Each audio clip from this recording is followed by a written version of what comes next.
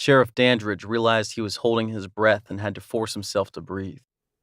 The video began with a clattering sound and perfect blackness, marred by soft whimpering. He heard the scrape of footsteps before a single overhead bulb hanging from a cord bloomed with a snap, casting a weak bronze glare over a small room with cinder block walls.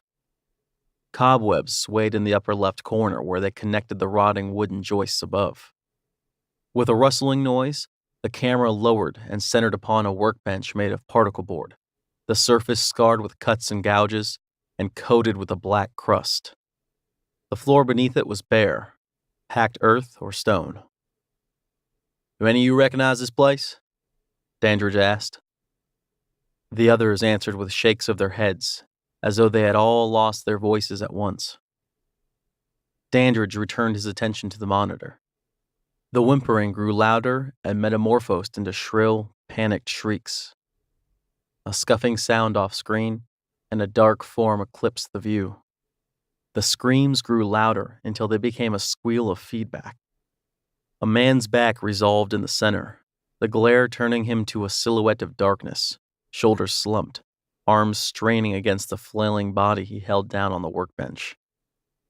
After several unendurable minutes, the shadowed man stepped away and the camera focused on a young girl.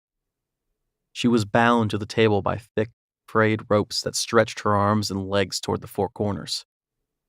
Her dark hair was tangled and matted, her naked body smeared with dirt and blood. She bucked and screamed, then fell perfectly still.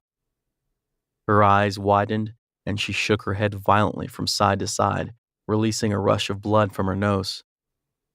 "Please," she sobbed. "Please, no. I'll be good, I promise.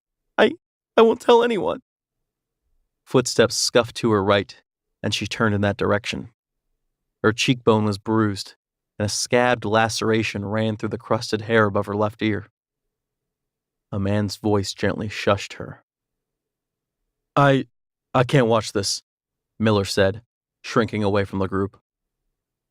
Dandridge only wished he could do the same, for they all knew what was about to happen.